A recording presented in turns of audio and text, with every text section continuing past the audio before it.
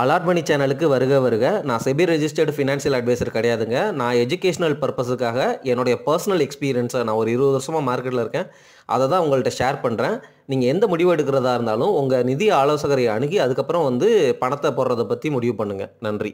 Allot மணி சேனலுக்கு வருக வருக. இந்த சேனலுக்கு இன்னும் நீங்கள் சப்ஸ்கிரைப் பண்ணலைன்னா தயவு செஞ்சு சப்ஸ்கிரைப் பண்ணிக்கோங்க. பெல் பட்டனையும் கிளிக் பண்ணிக்கோங்க.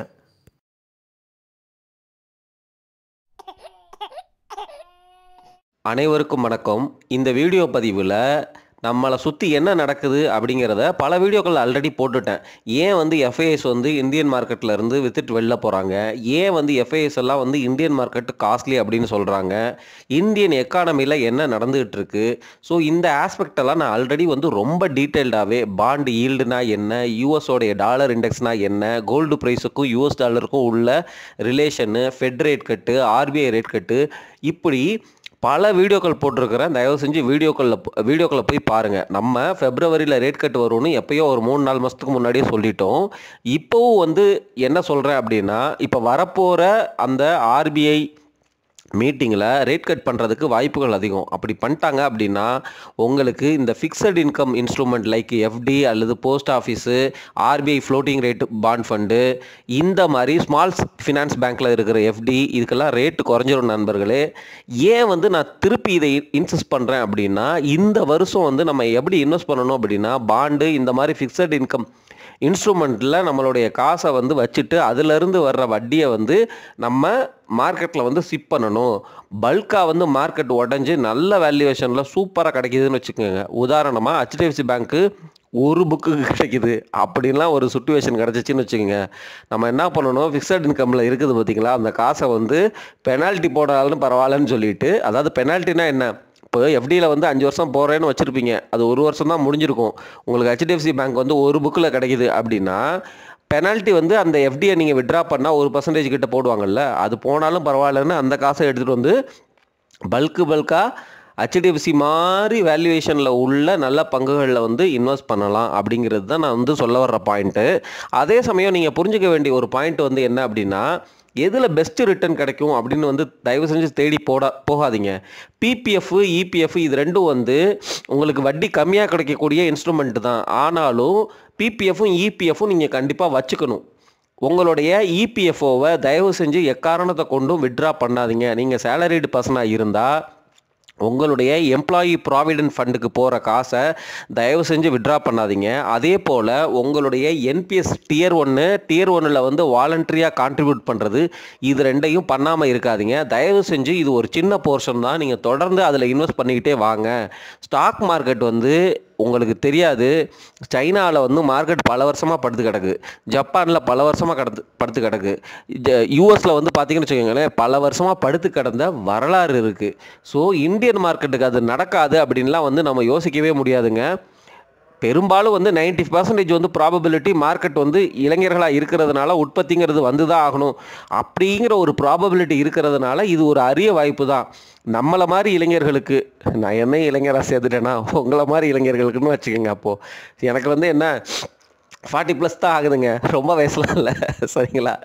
சரி, இளைஞர்கள் உங்களுக்கு உங்கள் ரிட்டையர்மெண்ட்டுக்கு நீங்கள் கண்டிப்பாக இந்தியன் எக்கானமியில் பார்ட்டிசிபேட் பண்ணால் தான், அந்த ரிஸ்க்கை எடுத்தால் தான் உங்களுக்கு உங்களுடைய ரிட்டையர்மெண்ட் லைஃப் நல்லா இருக்கும். Start early, invest early, chip பண்ணுங்கள். பெரிய நல்ல இன்ட்ரெஸ்ட் தரக்கூடிய, நல்ல ரிட்டர்ன் தரக்கூடிய எனக்கு இன்ஸ்ட்ருமெண்ட் தான் வேணும்னு சொல்லிட்டு வெறும் ஸ்மால் கேப் ஃபண்டில் மட்டும் போடாதீங்க. நல்லா டைவர்சிஃபை பண்ணிக்கோங்க. ஃபிசிக்கல் கோல்டு கொஞ்சம் வாங்கி வச்சுக்கோங்க, கொஞ்சம் கோல்டு பீஸ் வாங்கிக்கோங்க, கொஞ்சம் சாவரின் கோல்டு பாண்டு வாங்கிக்கோங்க, கொஞ்சம் பிஜி இன்விட் வாங்கிக்கோங்க, கொஞ்சம் இபிஎஃப்ஓவில் கான்ட்ரிபியூட் பண்ணுங்கள், கொஞ்சம் பிபிஎஃப்பில் வச்சுக்கோங்க, என்பிஎஸ் அக்கௌண்ட் ஓப்பன் பண்ணிக்கோங்க.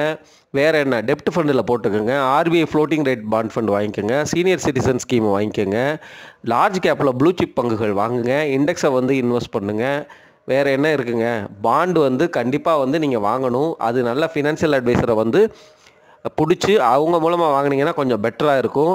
ஆனாலும் ஃபினான்ஷியல் அட்வைசர் ரெக்கமெண்ட் பண்ணுறாருன்னா உங்களுக்கு புரியாமல் நீங்கள் பாண்ட் இன்வெஸ்டிங்கில் இறங்கக்கூடாது. பாண்ட் இன்வெஸ்டிங் யாருக்கான இன்ஸ்ட்ருமெண்ட் அப்படின்னு பார்த்தீங்கன்னா, ரிட்டையர்மெண்ட் பிளானிங்க்கு பாண்டு மாதிரி ஒரு பெஸ்ட்டு இன்ஸ்ட்ருமெண்ட் கிடையாது. அதே சமயம் பாண்டில் நீங்கள் ஒரு 10 வருஷத்துக்கு ஒரு பெரிய அமௌண்ட்டை லாக் பண்ணி அந்த அமௌண்ட்டை அதே பிரின்சிபலில் 10 வருஷம் கழித்து நீங்கள் எடுக்கிறவராக இருந்தால், அதே யங்ஸ்டராக இருந்தால், உங்களுக்கு அந்த பாண்டில் போடுற பணங்கிறது வந்து ரொம்ப எக்ஸஸான பணம் அப்படிங்கிற பட்சத்தில் அந்த பணத்தை நீங்கள் வந்து பாண்டில் தான் முதலீடு பண்ணணுமா, ஸ்டாக் மார்க்கெட்டில் முதலீடு பண்ணக்கூடாதா அப்படிங்கிற கேள்வியெல்லாம் வந்து கேட்டுட்டு தான் நீங்கள் வந்து உங்களுடைய இன்வெஸ்ட்மெண்ட் ஜேர்னியை தொடங்கணும். ஒவ்வொரு அசெட் கிளாஸனுடைய தன்மையும் புரிஞ்சுக்கோங்க. நம்மளுடைய கரண்ட் ஃபினான்ஷியல் கோல்ஸ் என்னங்கிறத புரிஞ்சுக்கோங்க. நமக்கு கரண்ட் வர்ற இன்கம் எவ்வளோ அப்படிங்கிறத புரிஞ்சுக்கோங்க. நம்மளால் எவ்வளவு ரிஸ்க் எடுக்க முடியும் அப்படிங்கிறத புரிஞ்சுக்கோங்க. ரிஸ்க்குனா வந்து என்ன அப்படின்னா, இப்போ ஒவ்வொரு அசெட் கிளாஸுக்கும் ஒரு தன்மை இருக்குது. சப்போஸ் ஸ்டாக் மார்க்கெட்டில் நீங்கள் இன்றைக்கி 1 லட்ச ரூபா போடுறீங்க, நாளைக்கே வந்து அது 50,000 மாறிடுமா? கண்டிப்பாக மாறுறதுக்கு வாய்ப்பு இருக்குது. அந்த 50,000ங்கிறது 5 வருஷம் டு 7 வருஷம் வெறும் 50,000 ரூபாயாவே அப்படியே கிடக்குமா? கண்டிப்பாக கிடக்கிறதுக்கு வாய்ப்பு இருக்குது. சரியா? இப்போது இதுதான் வந்து ஸ்டாக் மார்க்கெட்டில் நம்ம போடுற பணத்துக்குரிய ரிஸ்க்கு. இப்படி ஒரு சூழ்நிலை நடந்தால் நம்மளால் தாக்கு பிடிக்க முடியுமா அப்படின்னு வந்து நீங்கள் யோசிக்கிறது தான் வந்து உங்களுடைய ரிஸ்க் ப்ரொஃபைலு. அதே போல் இந்த 1 லட்சத்தை நான் ஸ்டாக் மார்க்கெட்டில் போடுறேன் அப்படின்னா என்ன பர்பஸுக்காக போடுறேன் அப்படிங்கிறது ஒரு முக்கியமான ஒரு விஷயம். நான் வந்து எனக்கு இந்த பணம் வந்து ஒரு 20 வருஷத்துக்கு வந்து தேவையில்லை, அல்லது நான் வந்து டெய்லி காஃபி குடிக்கிற காசு தான், அந்த காசை வந்து நான் வந்து ஜஸ்ட்டு வந்து ஸ்டாக் மார்க்கெட்டில் வந்து கொஞ்சம் கொஞ்சமாக போட்டு 1 லட்ச ரூபாய்க்கு நான் வந்து ஸ்டாக் வாங்கி வச்சுருக்கேன், அந்த மாதிரி நீங்கள் வந்து போடுற இன்வெஸ்டராக இருந்தால் சூப்பர். ஆனால் எனக்கு ஸ்டாக் மார்க்கெட்டில் இருந்து ரிட்டர்ன் வந்து எல்லோரும் எடுக்கிறாங்க, எனக்கும் வேணும்னு க்ரீடியாக போய் போட்டிங்கன்னா, அதுவும் புரிதல் இல்லாமல் பெர்ஃபெக்டாக நாலேஜ் அனலைஸ் பண்ணி பார்த்தாலுமே வந்து உங்களுக்கு நிறைய நட்டம் வர்றதுக்கு வாய்ப்புகள் இருக்குது நண்பர்களே. நல்ல நல்ல stock, mid cap stock, blue chips பங்குகள் வாங்கினாலுமே நஷ்டம் வர்றதுக்கு வாய்ப்பு இருக்குது. ரொம்ப நெகட்டிவாக பேசுகிறேன்னா நினைக்க வேணாம். தயவு செஞ்சு நீங்கள் ஸ்டாக் மார்க்கெட்டில் பார்ட்டிசிபேட் பண்ணணும். ஸ்டாக் மார்க்கெட்டில் கண்டிப்பாக நீங்கள் இன்வெஸ்ட் பண்ணணும். அதுவும் இந்தியன் ஈக்விட்டியில் வந்து இது அரிய வாய்ப்பு. ஸோ இது எல்லாமே நீங்கள் பண்ணணும். ஆனால் தப்பாக பண்ணக்கூடாது, சரியாக பண்ணணும்.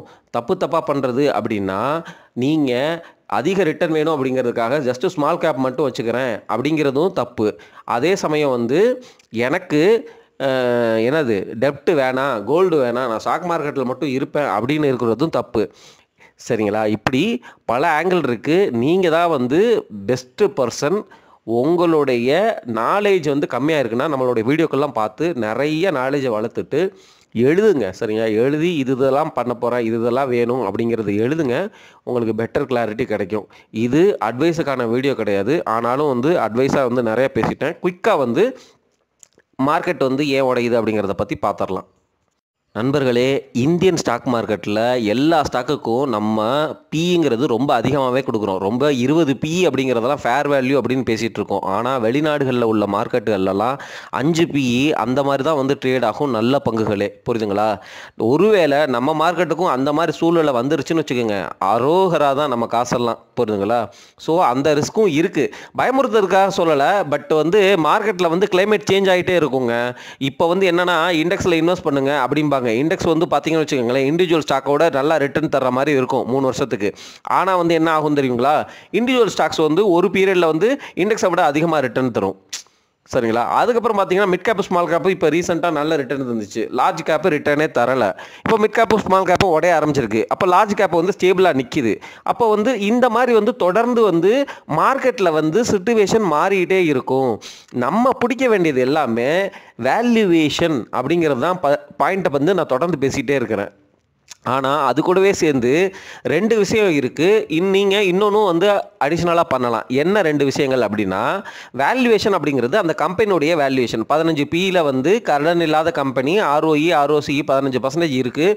ரொம்ப வருஷமாக இருக்கிற கம்பெனி, நல்ல ப்ராடக்ட் சர்வீஸ் கொடுக்குற கம்பெனி, பாப்புலரான கம்பெனி, நிஃப்டி 50க்குள்ளே உள்ள கம்பெனி அல்லது நிஃப்டி நெக்ஸ்ட் 50க்குள்ளே உள்ள கம்பெனி, ப்ரொமோட்டர் நல்ல ப்ரொமோட்டர், நல்ல ஹானஸ்டான எத்திக்கலான மேனேஜ்மெண்ட் அப்படின்னு நினைக்கிற நீங்கள் கம்பெனியில் ஸ்டாக்கு வாங்கியிருக்கீங்க அப்படின்னா என்ன முக்கியமாக நம்ம பார்க்கணும்? வேல்யூவேஷன் பார்க்கணும்னு சொன்னேன். ஆனால் அந்த ஸ்டாக்கினுடைய விலை ஏறினா தானே நமக்கு லாபம். அப்போ விலை ஏறுறதுக்கு வந்து 2 முக்கிய காரணங்கள் இருக்குது. ஒன்று, வேல்யூவேஷன் மட்டும் கிடையாது, வேல்யூவேஷன் தான் இம்பார்ட்டன்ட் காரணம்.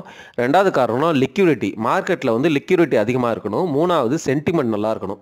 ஸோ புல் மார்க்கெட்டில் தான் வந்து லிக்யூரிட்டி ஜாஸ்தியாக இருக்கும். எப்போ லிக்யூரிட்டி ஜாஸ்தியாக இருக்கும்? ஆர்பிஐ ரேட் கட் பண்ணால் லிக்விடிட்டி ஜாஸ்தியாக இருக்கும், ஃபெட்டு ரேட் கட் பண்ணால் லிக்விடிட்டி ஜாஸ்தியாக இருக்கும். இப்போது எஃப்ஐஎஸ்லாம் எப்போ நமக்கு உள்ளே வருவாங்க அப்படின்னு நினைக்கிறீங்கன்னு வச்சுக்கோங்க. இப்போ ஃபெட்டை ரேட் கட் பண்ணுறாங்கல்ல, அவங்க வந்து இன்னும் தொடர்ந்து ரேட் கட் பண்ணி பழைய மாதிரி வந்து அந்த ஃபெட்டு இன்ட்ரெஸ்ட் ரேட்டை வந்து இப்போ 4.5 அவ்வளோ இருக்குதுன்னு வச்சுக்கோங்களேன். அதெல்லாம் குறைச்சி மறுபடியும் பழைய மாதிரியே வந்து 1% அல்லது 0.5% இந்த மாதிரி கொண்டு வருவாங்களான்னு தெரில. இந்த சைக்கிள் தான் முன்னாடி இருந்துச்சு கொரோனாவுக்கு முன்னாடி. இப்போ இந்த சைக்கிளில் வந்து என்னென்னா ரொம்ப அதிகமாக போயிடுச்சா, மேபி 1% 2% நிறுத்துறாங்கன்னு வச்சுக்கோங்க. அப்போது யூஎஸில் இருக்கிற இன்வெஸ்டர்ஸுக்கு வந்து யூஎஸ் மார்க்கெட்டில் வந்து ரிட்டர்ன் வந்து கம்மியாக கிடைக்கும். இந்தியன் மார்க்கெட்டில் வந்து அவங்க இன்வெஸ்ட் பண்ணாங்க அப்படின்னா டாலருக்கு அகேன்ஸ்டாக இந்தியன் கரன்சி டிப்ரிஷியேட் ஆனாலும் அதுக்கப்புறம் அவங்களுக்கு கிடைக்கிற அந்த போஸ்ட் டிப்ரிஷியேட்டட் ரிட்டர்ன் இருக்குல்ல, அந்த ரிட்டர்ன் வந்து அவங்களுக்கு நல்லா கிடைக்கிற பட்சத்தில் கண்டிப்பாக வந்து எஃப்ஐஎஸ் வந்து திருப்பி இந்தியன் மார்க்கெட்டுக்குள்ளே வருவாங்க. அப்போ ஸ்டாக்ஸ் எல்லாம் ஏறும். அந்த சிச்சுவேஷன் நடக்கிறதுக்கு இப்போ வாய்ப்பு இருக்கா? 2025 வாய்ப்பு கம்மியாக இருக்குது. ஏன்னா ஃபெட்டு வந்து 2 ரேட் கட்டு தான் பண்ணுவோன்னு முன்னாடியே சொல்லிட்டாங்க. அது மார்க்கெட்டுக்கு பிடிக்கல. ஆனால் ட்ரம்ப்னுடைய பாலிசிகள் எல்லாமே டேரிஃப் ஓரியன்ட் பாலிசிஸாக இருக்குது. ஸோ டேரிஃப் போடுறாரு அப்படின்னா அவங்க நாட்டில் இன்ஃப்ளேஷன் வந்து அதிகமாகும். இன்ஃப்ளேஷன் அதிகமாச்சுன்னா ஃபெட்டு வந்து ரேட் கட் பண்ணுறதை இன்னும் ஸ்லோ டவுன் பண்ணுவாங்க. அப்போ ஸ்லோ டவுன் பண்ணுறாங்க அப்படின்னா யூஎஸில் உள்ள இன்வெஸ்டர்ஸ் எல்லாம் யூஎஸ்லேயே தான் இருப்பாங்க. ஏன்னா அவங்களுடைய பாண்ட் ஈல்டு, அவங்களுடைய ட்ரெஷரி ஈல்டு எல்லாமே 4.5% வந்து ரொம்ப ஈஸியாக ரிஸ்க் ஃப்ரீ ரிட்டர்ன் கிடைக்குதுங்க. அவங்க எதுக்குங்க வந்து இந்தியன் மார்க்கெட்டில் வந்து இன்வெஸ்ட் பண்ணுவாங்க?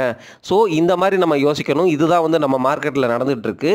ஸோ இந்த வருஷம் நீங்கள் மிட் கேப் ஸ்மால் கேப்பில் வந்து நெகட்டிவ் ரிட்டர்ன் தான் வந்து எதிர்பார்க்கலாம் அப்படிங்கிறதா வந்து பரவலான ஃபினான்ஷியல் அட்வைசர்ஸோடைய கருத்தாக உள்ளது. அதாவது mid cap small cap individual ஸ்டாக்காக இருந்தாலும் சரி அல்லது மிட் கேப் ஸ்மால் கேப் வந்து இண்டெக்ஸ் ஃபண்டு அல்லது மியூச்சுவல் ஃபண்டாக இருந்தாலும் சரி, உங்களுக்கு நெகட்டிவ் ரிட்டர்ன் தான் இந்த வருஷத்தில் கிடைக்க வாய்ப்பு இருக்குது. அதாவது ஜனவரி 1 வந்து நீங்கள் போட்டிருந்தீங்க அப்படின்னா 31 டிசம்பர் 2025 முடிவில் நீங்கள் அந்த போட்ட காசுக்கு ரிட்டர்ன் எவ்வளோன்னு வந்து எடுத்து பார்த்தீங்கன்னா நெகட்டிவ் ரிட்டர்ன் தான் வந்து பரவலாக கிடைக்க வாய்ப்பு இருக்குது. எக்ஸப்ஷன் கேசஸ்லாம் விட்ருங்க, ஜென்ரலாக இதுதான் கிடைக்கும் அப்படின்னு எல்லாரும் சொல்கிறாங்க. லார்ஜ் கேப்பில் வந்து நீங்கள் under valued large cap blue சிப்பில் போட்டிருந்தீங்க அப்படின்னா உங்களுக்கு ஸ்லைட்டாக வந்து சிங்கிள் டிஜிட் ரிட்டர்ன் வந்து இந்த வருஷம் கிடைக்கலாம் அப்படின்னு வந்து சொல்லப்படுது. இதுதான் வந்து எக்ஸ்பர்ட் வந்து சொல்கிறாங்க. இதனால தான் நான் உங்களுக்கு முன்னாடியே சொல்லிட்டேன், ஃபிக்ஸட் இன்கம்க்கு வந்து மாறிக்குங்க, டெப்ட்டுக்கு மாறிக்குங்க. 2025 வந்து நல்லா இருக்கும். அதாவது டெப்ட்டு fixed income instrument RBI rate cut பண்ணுறதுக்கு முன்னாடியே வந்து மார்க்கெட்டில் போய்க்குங்க, பிஜி இன்வெட் வாங்கிக்கோங்க, அதிலிருந்து வர டிவிடெண்டை ஸ்டாக் மார்க்கெட்டுக்கு ஸ்கிப் பண்ணுங்கள். இந்த ஸ்ட்ராட்டஜி வந்து 2025 நல்ல ஒர்க் அவுட் ஆகும் அப்படின்னு வந்து சொல்லியிருக்கிறேன். ஸோ நான் சொல்ல வர பாயிண்ட்டு, வேல்யூவேஷன் இஸ் இம்பார்ட்டண்ட். அதுக்கப்புறம் வந்து லிக்விடிட்டியும் மார்க்கெட் சென்டிமெண்ட்டும் தான் வந்து உங்களுடைய ஸ்டாக்கினுடைய விலையை வந்து மேலே ஏற்றிட்டு போகும். நீங்கள் நிதானமான மெச்சூர்டு இன்வெஸ்டராக இருந்தால் நீங்கள் ஹெச்டிஎஃப்சி மாதிரி பங்குகளை வந்து எப்பொழுதும் வச்சுக்கலாம். சரிங்களா? ஒருவேளை ஹெச்டிஎஃப்சியோடைய புக் வேல்யூ வந்து 7 போயிடுச்சு, இல்லை 10 புக் வேல்யூ போயிடுச்சுன்னு வச்சுக்கோங்க.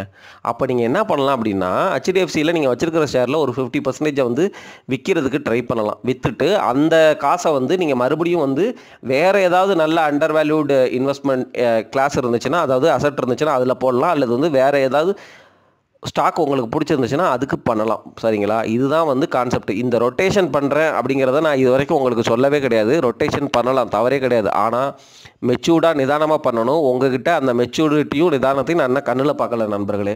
நீங்கள் கேட்குறது எல்லாமே கட் அண்ட் ரைட்டாக இருக்குது. இது வந்து சரி, இது தப்பு அப்படிங்கிற மாதிரி இருக்கீங்க.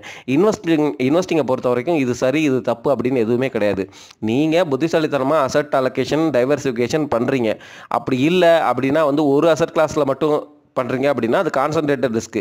அந்த ஒரு அசட் கிளாஸ்லேயே ஒரு ஸ்டாக்கை மட்டும்தான் நான் வாங்கி பல்காக வந்து 1 கோடி ரூபாய்க்கு வெறும் ஹெச்டிஎஃப்சி பேங்க் மட்டும் வச்சுருப்பீங்க அப்படின்னா வந்து பயங்கர ரிஸ்க் எடுக்கிறீங்க அப்படின்னா ஹெச்டிஎஃப்சி பேங்க் நல்லா பெர்ஃபார்ம் பண்ணிருச்சுன்னா அந்த ரிஸ்க்கு ஏற்ற ரிவார்டு கிடைக்கிது அப்படின்னு தான் அர்த்தம். அது வந்து நடக்கிறதுக்கு எவ்வளோ வாய்ப்பு இருக்குது, எவ்வளோ ப்ராபபிலிட்டி அப்படின்னு தான் நம்ம பார்க்கணும். So investment is an art. புரியுதுங்களா? இது வந்து நீங்கள் நினைக்கிற மாதிரி வந்து பெர்ஃபெக்டாக யாருனாலையும் ப்ரெடிக்ட் பண்ணிட முடியும் அப்படின்லாம் சொல்லவே முடியாது. சரிங்களா? அந்த உண்மையை வந்து நிதர்சன உண்மையை புரிஞ்சுக்கிட்டு நம்ம காசு போடுறது வந்து நம்மளுடைய கோலை நோக்கி. சரிங்களா?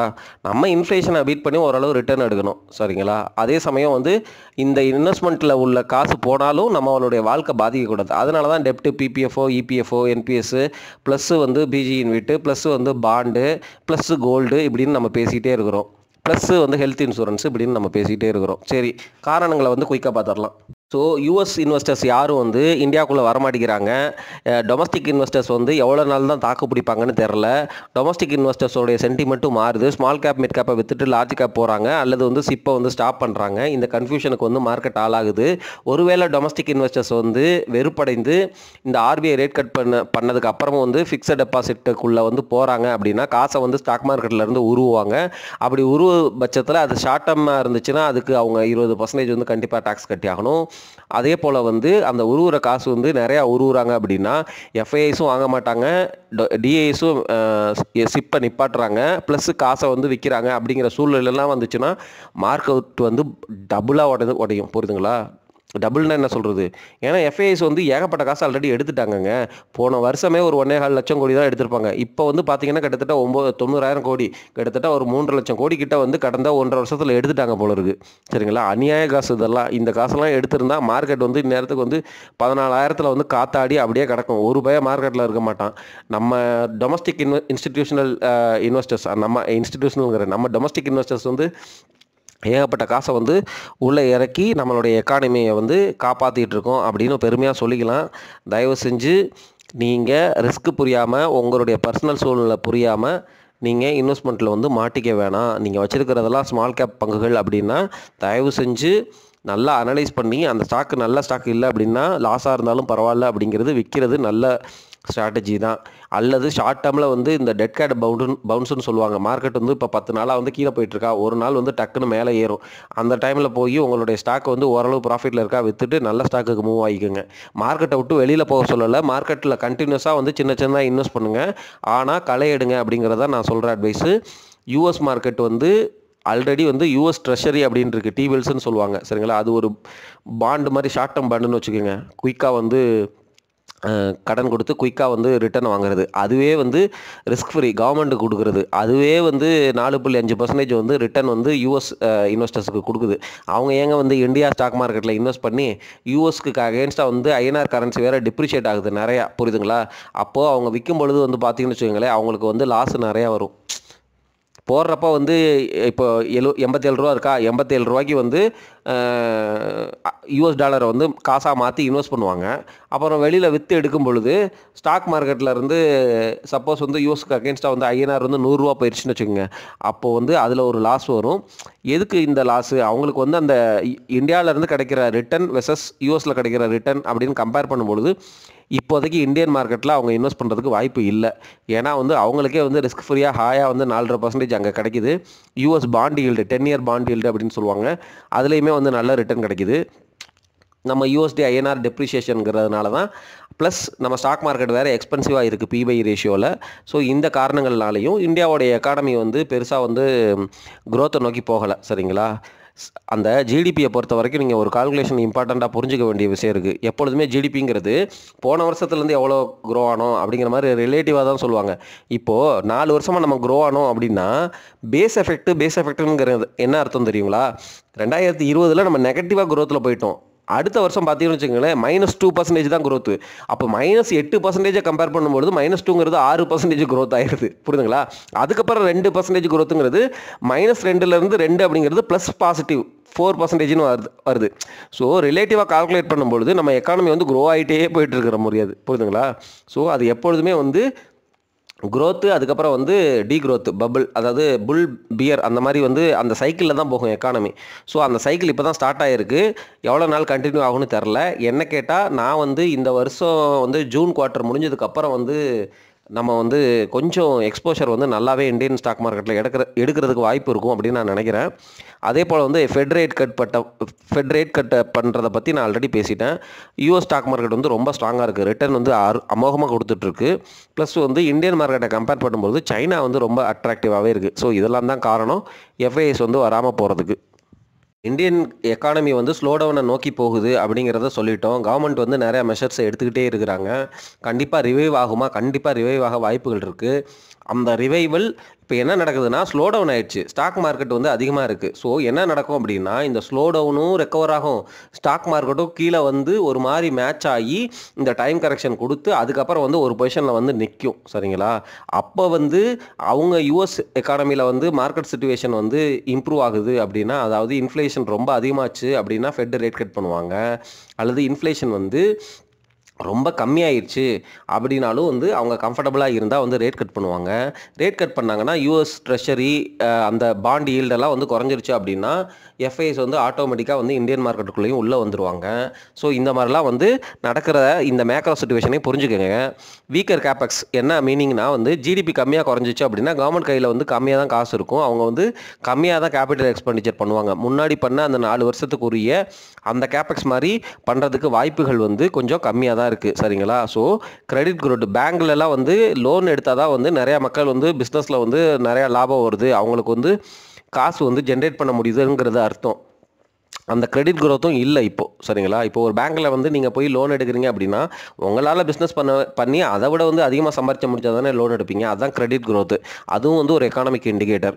அதே போல் வந்து டிமாண்ட் வந்து மார்க்கெட்டில் இருந்தால் தான் வந்து கமாடிட்டிஸ் லைக் அலுமினியம் ஸ்டீலோடைய விலையெல்லாம் வந்து அதிகமாக இருக்கும். கன்ஸ்ட்ரக்ஷன் ஆக்டிவிட்டியில் நடக்கும், வீடு கட்டுவீங்க.